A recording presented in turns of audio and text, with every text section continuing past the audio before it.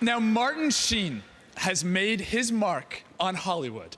He's helped bring Gandhi, the Kennedys, and the Vietnam War to the screen. Plus, he played one of America's most beloved presidents in The West Wing. Now, this acclaimed actor could easily have settled into a comfortable and cushy Hollywood life. Instead, he's known to police officers across the United States as an activist who wears handcuffs almost as often as he wears a tux on the red carpet. To all of you, I'd love to hear your guesses.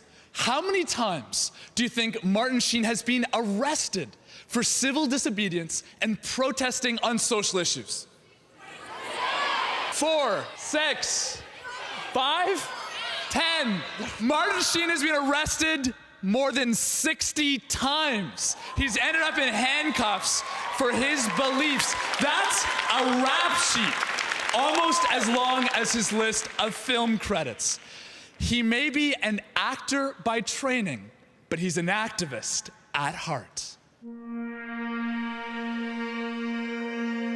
You know him for the compelling characters he plays in movies and on TV. But what Martin Sheen does off-screen is what really sets him apart. His passion is giving a voice to those without one. And when it comes to speaking up, he got started early. When he was 14, he got fired for starting a strike at the private golf club in Ohio where he worked, when he didn't like the way the caddies were treated. Since then, Sheen's causes have included farm worker rights, homelessness, and nuclear disarmament. And he doesn't hide behind his A-list status.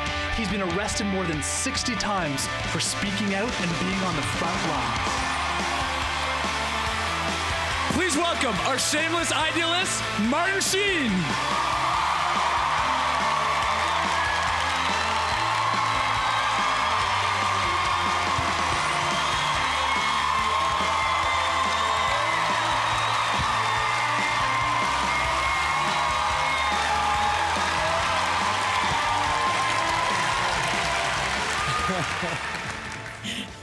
I've got to come here more often.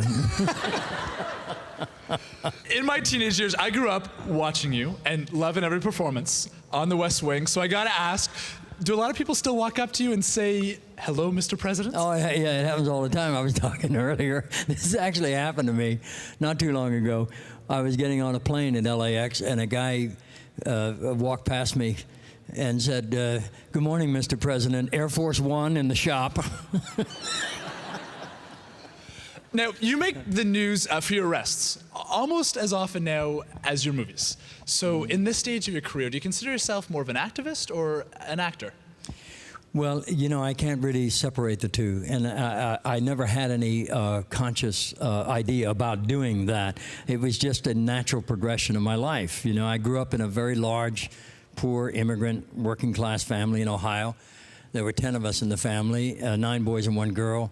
Both my parents were immigrants. Wow, I feel for your parents. So I started caddying at this private club when I was 9 years old. Now, today that might be considered child labor, but in those days it was necessary. And all my brothers in front of me had all caddied, and so it was just a natural progression. It's what you did. There were a lot of very overprivileged people, shall we say, who belonged to this country club and very self-involved, a lot of wealth there, and very little consciousness about who we were. They rarely knew your name. They would just call you caddy and so forth. But they taught me an awful lot about life. They taught me, in large measure, what I did not want to be. And I'm very grateful to them, honestly, because to this day, I will not belong to a private club. I can't, wow. No, I can't. And I love the game of golf. I played, one time I was a very good amateur golfer when I was a boy. I even thought about being a pro. Okay. But I can't belong to a club because it's exclusive. And you know, the old joke, you know, anyone that would have me as a member, you know, I wouldn't want to belong to that club. Now, I don't know if that club would have wanted you to belong to it either, because you started a strike as a caddy at the club when you were a teenager. I organized it. Of a lot of people here. Yeah, I was 13, and I formed a union. We started with a union. You can't have a strike without a union. So a union with the golf caddies of teenagers. Yeah, we started with the union, and I got my brothers first to support me, and they said they would. And we picked the ladies' day because they were the least likely to carry their own bags, Tuesday morning. And yeah, and we basically had a walkout. The caddying taught me an awful lot about life and about the people you come in contact that serve you.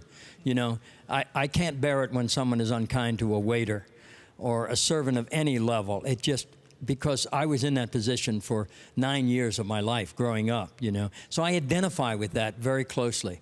One of the most rude things you can do to someone that's serving you is to ignore them. Just simply not see them, not recognize them. Because that, when you disappear them, you know, they become less than human.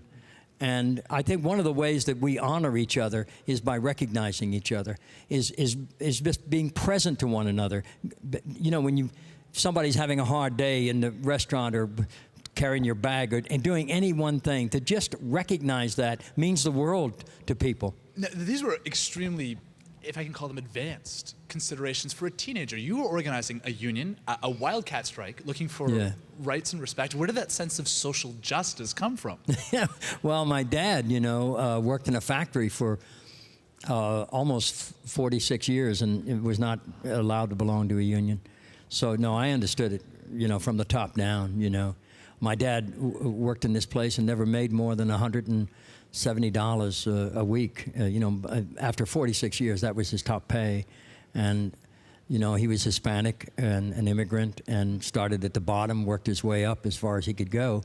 And that was the best he could do because there was no union. You know, we grew up Catholic as well, so I had a sense of social justice as a child. I grew up with it.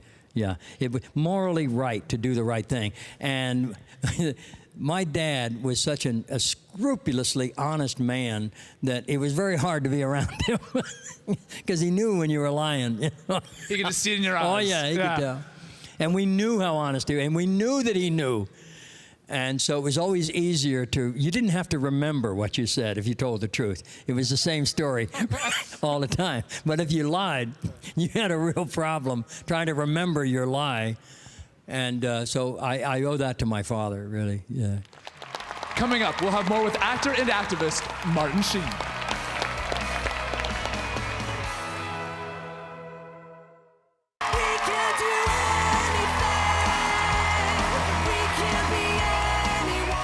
You were one of 10 kids, and your father was Spanish by way of Cuba. Well, he was Gallego. He was from northern Spain. And when he came to the United States, he came as a young boy. He was 14, and he came with his older brother, who was 16.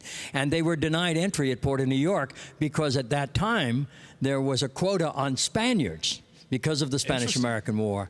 So they heard that Hispanics had, you know, a different chance, and so they got on the next boat to Havana. And my father went with his brother Alfonso to Cuba and stayed there for almost 3.5 years working in the sugarcane fields, earned enough dough and got a boat and came in through Miami as a Cubano, but he was a Hispanic. I mean, he was now Hispanic, but he was originally a Spaniard, yeah. Well, you talk about this journey that your father took, and you experienced racism yourself, being typecast or being limited even before you walked into a room because of your name. The name, yeah. Something most people here may not know. You don't know my name, yeah. Well, was my real name? Ramon Gerard Antonio Esteves. So, you know, I'm curious, was there a moment when you decided no more, that you know, enough was enough, and you just wouldn't put up with that racism? When I went to New York, at that time, mind you, I love my name, and I kept it. I never changed it officially. It's still on my passport, my driver's license. I was married under that name. All the children were born and baptized under that name, Esteves. But when I went to New York, the people on the bottom rung who were taking the blame for all the problems in New York City were the Puerto Ricans. And so they were the newest immigrants, although they were American citizens. But they were having a very hard time in the late 50s, early 60s in New York. And so I was considered part of that group. So I would like call for something like a job interview or an apartment, and they'd say, okay, yeah, well, yeah, what's your name? What time? You come around about 3 o'clock. And I'd say, yeah, okay, well, what's your name? Ramon Estevez. There would be a pause. Okay, well, maybe, yeah, okay, yeah, we'll be here, yeah, come by, yeah, we'll see you then. All, click. Oh. Yeah, that I got, yeah. Wow. Yeah, I got onto that and figured, okay, I got enough problems trying to get a job as an actor. I can't waste any time on this. So I started using the name Martin Sheen as an actor. And whenever I'd get an acting job, I'd act under that name. But I did a whole lot of other jobs when I wasn't acting. In fact, I did many more jobs not acting. And so I'd use Ramon Estevez. And I had 2 Social Security cards with different names but the same number. The IRS doesn't care what name you use as long as it's the same number. And so that's what I did for years until I started making more acting than I did at the car wash in Staten Island. Yeah. Now, your father didn't want you to go into acting. And no, he didn't. I Yeah. probably shouldn't ask this question in front of a group of soon-to-be high school graduates, but could you tell us the story about your college entry exam? Oh. The students know it's going to be a good one based on that laugh. Well, you've done some research, I can see. My dad was old world, and he was very determined that I should get at least some measure of a higher education. And he had put a few dollars aside every week for that, just for me. And I felt it was useless. I was determined to be an actor. I already assumed I was an actor. I just had to go and do it. And he didn't have any understanding about that at all. And so he insisted that I take the entrance examination to the University of Dayton in my hometown. It's a pretty prestigious school. And so to please him, I took the test. To please myself, I threw it. And to this day, I understand I still have the lowest mark on that test. Out of a possible 100, I got a 3. It's still on the record. Your name, or? Yeah. And the dean of men called my dad in and myself, and my dad refused to believe it was true. And he showed him the results. And he said to my father, look, I don't want to offend you or anything, but, a monkey could have sat there and with boxing gloves on and gotten a higher, multiple choice than your son did. So he's trying to tell you something, Mr. Estevez. And I was, And he was a terrific guy. He was very shy outside the house. Inside the house, he was a tiger. And he loved Westerns, and he'd come home in the night, and he'd love to watch all these Westerns. And we would get into arguments about acting and about my wanting to go to New York in my senior year particularly, and some of them got pretty heated. And he was a Gallego. So if I tried to do his accent, I wouldn't do it justice. But he had a very deep, basso profundo voice, and he talked much like this. He would talk to me, Ramon, what is this thing in the theater? You have no talent. You have none. You can't. I said, what do you mean I have no talent? How do you know? He said, well, you can't sing. You don't play the music. You don't dance. What? Why are you going to do in this in the theater? I said, Pop, you come home every night and you sit in front of this television and you watch those Westerns. Do you see anybody singing or dancing or playing a musical instrument? I swear to God, he said, but Ramon, you don't know how to ride a horse either.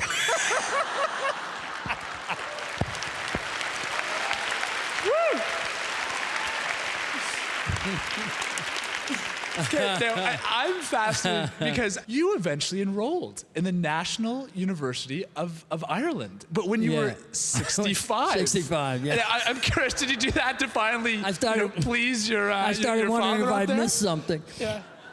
Well, it was interesting. I had a romantic image about higher education, and I think a lot of people that haven't had it have that kind of image. It's very romantic, I thought, what did I miss not going to college and so forth? So when the West Wing ended in 2006, I got an invitation from the National University of Ireland at Galway to come and take an honorary degree in the humanities. Now, my mother was from a village nearby in Borrisokane, and I thought, hey, this is one I'm not going to refuse. And so I said, yes, I'll be right over. And I went over and got this degree, and I was happy as Larry and bragging to everybody about it. And at the reception afterwards, the president of the university said, what are your plans now, Martin? I said, well, I have enough degrees. I need an education. And I'm wondering, would you allow me to come here and study for a while? And he looked at me and he says, if you're serious, sure, you'd be as welcome as the flowers. And I said, I am. And I decided right that minute, I'm going to do this thing. But you're Martin Sheen. What's your first day of class like? Did you hear about that? No, I thought you. Another true story. My very first day of class, I'm walking across the campus, and it's raining, and there's a young guy standing under a tree smoking a cigarette. He doesn't come out to greet me. He yells out, "Is it yourself?" And I turned and I said, "'Tis." The rain is pouring down. He takes a puff and he says, "Where's your minder?" I said, "Me what?" He said, "You know your minder." I said, "I'm sorry, what's a minder?" He said, "You know your tug, your bodyguard." I said, "I've none." He said, "More power to you." And that was my first day. Woo.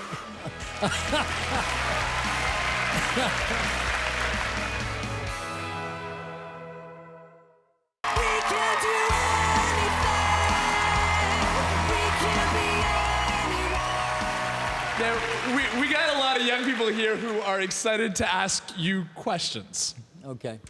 Hi. You gave up a lot to start your acting career, and I'm wondering how you gained the courage to do that. Well, I have to tell you honestly, I knew as a child, there was just some measure of self-knowledge. I knew that I was an actor, even before I could identify that that's what it was. Then I started going into movies around age 6 or 7, and gradually it began to dawn on me, oh, I'm one of those people. Oh, fine, that's wonderful. I mean, it was an extraordinary revelation and very comforting. And I knew, even then, that I would never be happy if I didn't pursue that wondrous mystery, which possessed me and gave me a possession of myself. So it was the only way I knew myself having an honest life, was to do this thing.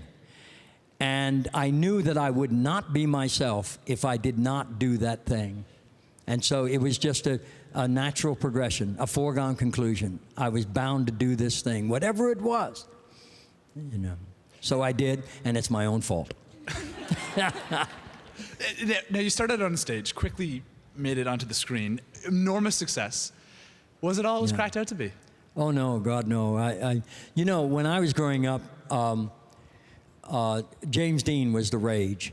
And James Dean was my hero, and just everyone that I grew up with, whether you were an actor or not. And he was like Elvis. The two of them kind of came together. And I'm talking mid-50s, right? And you knew someone was special if the girls and the boys loved him, you know, because he was no threat. And that was Elvis and James Dean. And Dean was killed at the age of 24. He'd made only 3 movies, and frankly, I'd never heard of him, and I never saw him work until after he was killed. And somebody said, "Hey, man, there's this guy, man, you got to go see this guy. He's something." I said, "Who's this?" He said, "Oh, he's terrific. He's in this movie. Go." And it came to my neighborhood, which means it would have been out already for weeks and weeks. And now it's in, you know, in the neighborhood theaters. You can go see it for 20 cents, and, which is true, 20 cents, can you imagine? And I went to see East of Eden. And I could not get out of my chair. I stayed again to the second show, and they closed the theater. I couldn't get my mind around this person, and that he was already gone. And I thought, my God, what has happened here? And it began to it began to become clear what had happened. This young man transcended our profession, so that when you watched him work, it wasn't like you were watching a performance or an actor do something. It was you were watching behavior. He transcended acting into behavior, natural human behavior. And that's what it changed the cinema acting forever. He took a personal pain and went public. And whatever he was doing, you believed it was coming from the character. It was his. It was personal. It was about not hiding anything or pretending, but going inside and exposing the real self with all of the glory and the fear and the pain and the dignity, everything that was human. Yes. You know, and that was the difference. And so that's what I responded to. You talk of, you know, Dean taking that pain and going public, and I think of, you know, with your fame came battles with addiction, drugs, alcohol, and then Apocalypse Now. Yeah, in that order. Yeah. Yeah, I had a lot of problems with alcohol, not so much drugs, as I smoked a lot, but I never cared for drugs per se. But yeah, I was a pretty strong boozer, and when I started doing Apocalypse Now, I started to film this scene that we weren't quite sure where it was going. But it was being filmed on my birthday, and I started drinking very early in the morning, as I don't want to do. Why should my birthday be any different? And by the time we filmed that scene in the night, I was pretty loaded, and I was dealing with some very serious personal demons, and I had a very difficult time with it. And Francis tried to stop the scene when I assume some of you know what I'm talking about. You saw the opening scene of Apocalypse Now. That was shot on my birthday. That was during a very, very difficult, I can't explain it any other way except to say it was a psychotic, drunken rage, self-flagellating and very destructive rage. And I felt I was dealing with a demon that I had dealt with before privately, and now it's being filmed. And I thought, I'm going to let it happen. I'm going to do this one publicly. And I didn't feel any compunction to stop. Francis tried to stop. He said, Martin, I'm going to stop, because I cut my hand and I was bleeding pretty bad. And I said, no, I want to fight this one out on camera. And so he let it go. And that was in August of 1976. The film dragged on for a very long time, as you know. Nearly 2 years filming in the Philippines. The following spring, on March the 5th, I suffered a heart attack in the middle of the night when I was alone, and almost didn't make it. I think that one of the reasons I survived was because I was still young and strong enough to survive it. But I took a pretty hard wallop, and it changed my life. I woke up in the middle of the night with, it felt like an elephant was sitting on my chest, and I knew something terribly different was happening. So I crawled into the toilet and I got dressed on the floor because I was afraid that I would fall and go unconscious and they wouldn't find me. So I crawled outside the shack and I crawled down the road. It was about a quarter of a mile to the highway, and it wasn't light yet. The sun was just starting to peak, and it was about 5:30 in the morning. And then I lost my eyesight. I went blind, and then I went deaf, and I started crawling, and I knew the road.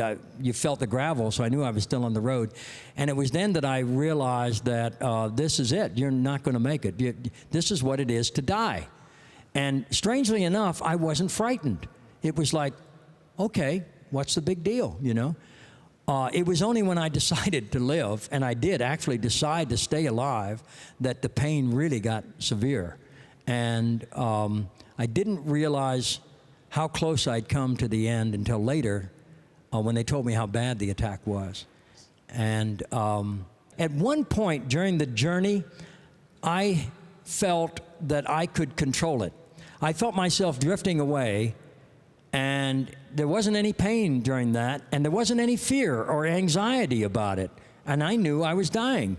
But then I began to think, wait a minute, I got a wife and I've got children and I've got a life, and they're going to be people who are going to be very badly affected if I don't. I've got to get out of this. And it was almost pleasant to keep traveling, and I had to stop it and say, no, let me off here. I'm getting off here. And I had to find things that would be a tangible thing. So I started eating grass. Literally, I was grabbing at the grass. Anything, taste. I had to get taste, and I spit it out, and I got my sight back, and then the hearing came back, and gradually, the more my senses came back, the worse the pain got. And I didn't realize how far away I had gotten because I didn't even feel the pain here or in the inner arm. Those of you who had a heart attack, you know what it's like in the inner arm. It feels like somebody's put a vice on your inner elbow and you've stopped the circulation. So it's a very bad scene. But I kind of worked my way out of it. Guys, I haven't talked about this for a long time. But at any rate, I felt I could control it. And I began to come back, and I made it.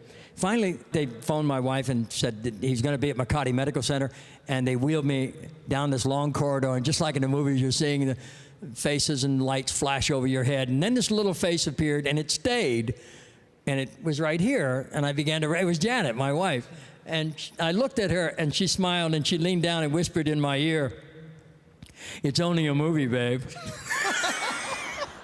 And then I knew I was going to make it.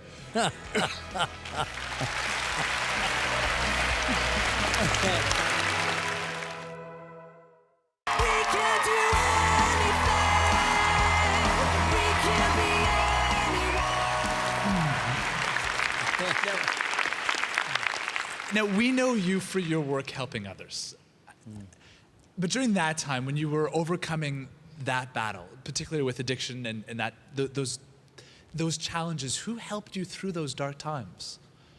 Well, I had an awful lot of help, primarily my wife, Janet, who just really took command of my recovery.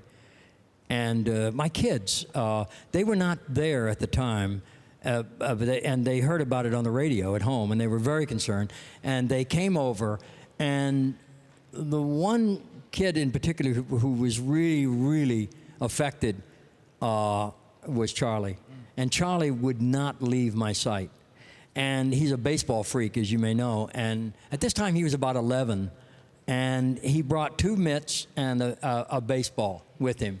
And he would take me downstairs in the garden during my recovery. I was out of intensive care in a week, and then I had 2 more weeks in the hospital. He would come and wheel me down into the garden and place me near the wall and go back and just start throwing the ball. And we started about as far as this stage, and then the next day he'd move me back further and he'd throw the ball further. And I was in a wheelchair, and then he just was determined that I was going to make it. And finally we got about 100 feet apart, and he threw me the ball one day. It hit the glove and bounced in the ocean, and that was the end of that game.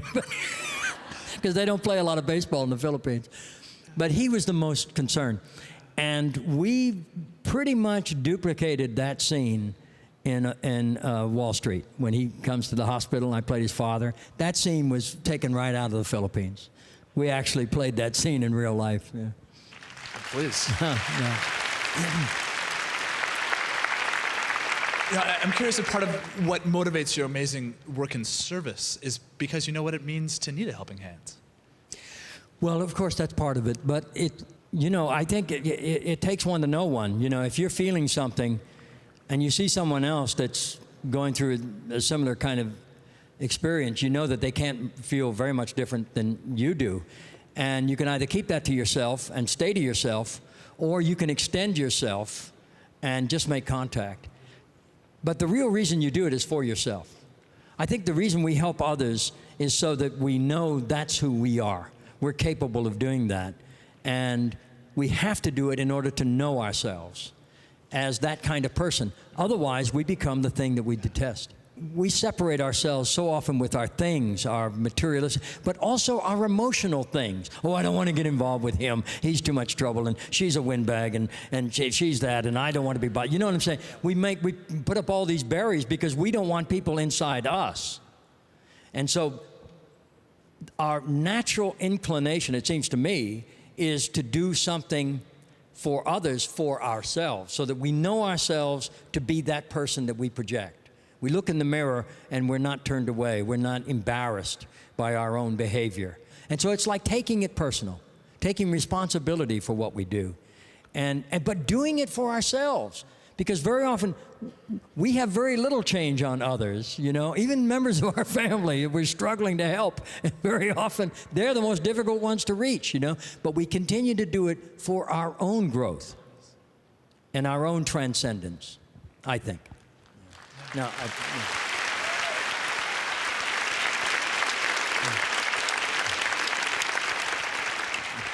I could be wrong, of course. You talk about service. I had the honor to work alongside Mother Teresa in Calcutta, and okay. Wow. I know so did you. Could you take us back to some of those memories? I spent a little time with her a couple of different occasions. It's a very interesting one, but kind of a long story. I'm such a windbag anyway. Well, you're kind of stuck with me, aren't you? No. I have a wonderful friend who's a peacemaker. I met him in a paddy wagon, I swear to you. That was my first introduction to him. He became my lawyer and became like a brother. You met your lawyer in a paddy wagon? Yeah, it's true. Yeah, it's true.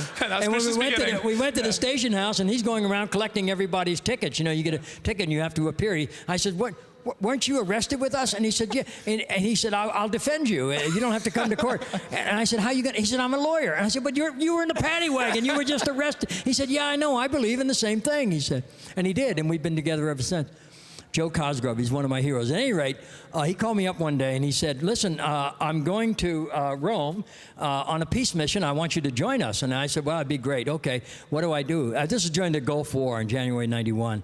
And he was in New York and I was in Los Angeles. He said, meet me at JFK at a certain gate and so forth, a certain time, and we'll be. I said, okay, fine. And I'm standing there at the assigned gate, and Joe comes up. Well, okay, we're all set. We're going on Italia. I said, well, where is everybody? He said, no, it's just you and me. I said, I thought you said a peace mission. He said, yeah, we're going to go see Mother Teresa, and she's going to help us stop the war in the Gulf. I said, Joe, you're crazy. What are you talking about? He said, no, I have a friend who has given me an introduction to Mother Teresa. She's coming to Rome tomorrow, and she's going to be seeing the Holy Father on Thursday next. And this is Tuesday, so we're going to try and see her tomorrow, and I'm going to ask her to take a writ to the Holy Father to allow me as a lawyer pro bono and represent the Vatican at The Hague, because you can't go to The Hague. Are you following all this? You can't go to The Hague as an individual. You have to go as a nation. Yes. The only nation in the world that objected to the Gulf War unilaterally was the Vatican. Wow. And they had the right to take the case to the World Court. So Pope John Paul II invited the litigants, Saddam Hussein and George Bush, to come to The Hague and let the Vatican mediate the war. That was our plan. Okay. And so Mother Teresa was going to take this writ to the Holy Father, because we didn't know anyone who knew him. And so off we go to Rome, and we arrive in Rome, and we go to a hotel, and Joe makes a phone call, and he hangs up. He says, well, they're waiting for us, let's go. And we go over to this little community in Rome, and it was a former chicken house, literally. It was a hen house that his community had made with the missions of charity. And we came in, and a nun greeted us and said, here, come in backstage of the chapel. And there was a tiny little room with a card table and a couple of chairs, and surrounded by a lot of old clothes for the poor. And we sat down there, and the sister said, Mother will be with you in a minute, and she left. And we're sitting there thinking, what are we doing here? Suddenly the door burst open, and Mother Teresa walked in. She's only this big. Yes. And you just burst into tears. You think, oh my God, this is the same something effect on me. Completely, I broke down in powerful, tears. light. Yeah. And you're looking over the top of her head. How can you do that? That's so disrespectful. And so I crouched down. You know, you don't want to look over the top of Mother's head. And you're fussing, you know. She's not having any fussing. Sit down, sit down, sit down. What can I do for you? And Joe began to explain the World Court and explaining how we could take this case. If she took it to the Holy Father and he agreed, Joe would represent the Vatican pro bono and take it to The Hague and stop the war. And Mother Teresa looked off very wistfully, and she said, I've never heard of this World Court. How do they make them obey? And Joe said, oh, no, Mother, it doesn't work like that. It's a moral victory. And he explained how the United States was ordered to the court by Nicaragua because we'd done such horrible damage there. And Mr. Reagan, who was the president at the time, answered with an empty chair. He did not recognize the court. So Mother said, well, it sounds like a good idea, and I'll be glad to talk to the Holy Father about that. And Fabulous. she did. Fabulous. And that was that. That is extraordinary. Well, well, the long and the short was, that was a Wednesday when we met her. On Thursday, we stayed in Rome. She invited us to come to Mass the next morning at 5 o'clock at her community. Those of you who know the date, the war ended that morning. And Joe looked at me and he said, don't mess with Mother.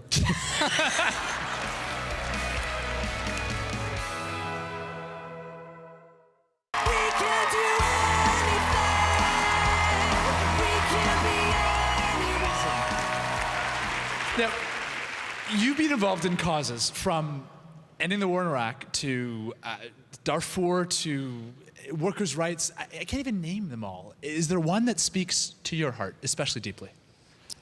Well, how can I say this? No, not really, because I can't separate any one of them from another. I think that, I came to all this a little later in my life. I was in my 40s before I was arrested for that. I've been arrested for other things, but I deserved it. We'll skip through those. I should have been arrested.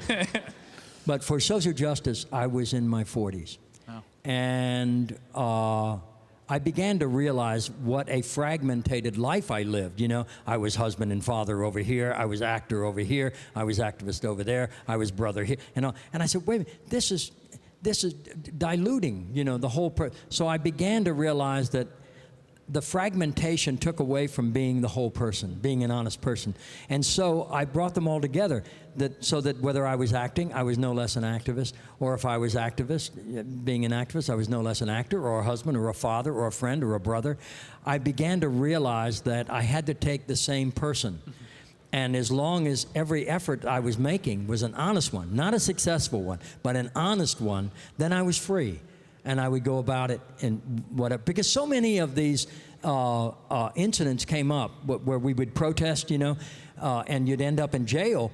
It would happen so fast, and you didn't have time to plan. The only thing that you wanted to make sure of was that it would stay nonviolent. Yes. That was the most important thing, is that anyone with you within your group would remain nonviolent no matter what. Well, with over 60 arrests, including you've crossed into a nuclear test site in Nevada. How far is too far with activism? Well, you don't get very far. Okay. But how far is too far with activism as a concept? Like you said, nonviolent. Is there any where you draw that line? No, I would never, ever do anything without it being nonviolent. I've never wanted to be a threat, because our reason for doing the action was to draw attention to the cause and not to blame the police officers that are there doing their job. And the only way to assure that was to do it prayerfully.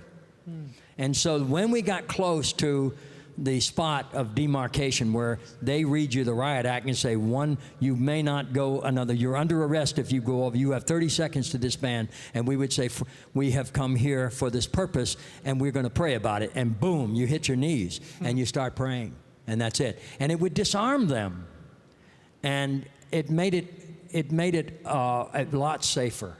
I'm a big sissy, man. I don't like getting arrested. I don't like going to protest. So if there were women and children involved, you saw me in that group, But really, of all the demonstrations and all the times that I've been arrested, the women have always been the most impressive, the bravest, the first on line, standing right there. And I think it's true. And I think so often of what Dostoevsky said, the world will be saved by beauty. He meant women. Really, the women are going to save us. I couldn't agree more. Now, you've been asked to run for politics a number of times, and you once responded by saying you're mistaking celebrity with credibility. And do you think our culture does that too often? Oh, yeah, I very much so, yeah. I really never had any real interest in politics per se. I had a great interest in leadership, but very rare has a politician led us to a place that we really should go? You know, usually the issues come from the grassroots, the NGOs, the people, the communities who are most affected by what needs to be addressed, and they bring it to the attention. A very simple example of that is Martin Luther King, who brought civil rights to our attention. Yes. That didn't come from the top. Although it's written in the Constitution that these rights are inalienable and that everyone is entitled to them, they weren't paying any attention. So Martin Luther King had to remind us what was at stake, and that if one person's rights were being neglected, then all of us suffered. Absolutely. That was the thing. And the whole thing he tried to make us understand was that we are not doing him any favors or the black community any favors. We're doing ourselves a favor by assuring all people are treated equal. Yeah, please, I will applaud to that. Absolutely. Yeah. After the break, Shameless Idealists brings you more with Martin Sheen.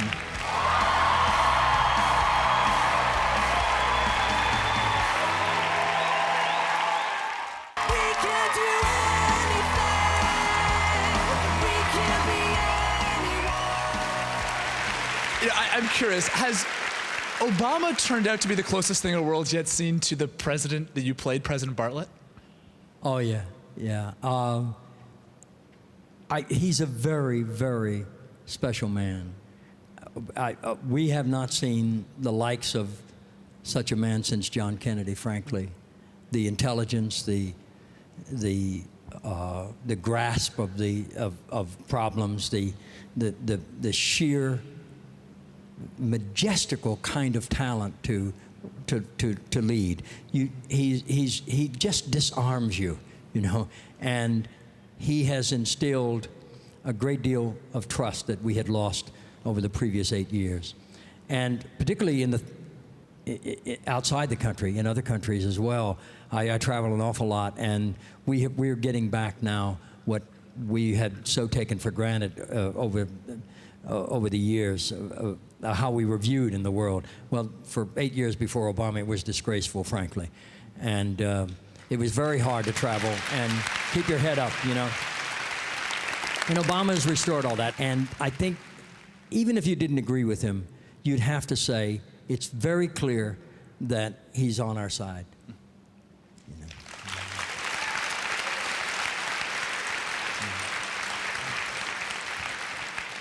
Now, Mr. Sheen, I have heard that you are quite the Sinatra fan. And that you also have quite a voice on you, but you love and you know all of his songs. So I'm curious, not all of them, no. If your life could be defined by a Sinatra song, which one? That's Life. That's Life. You know the song? Well, some of the young people may not know the song. Any way that we can no, I can't sing. encourage you to give us a few lines?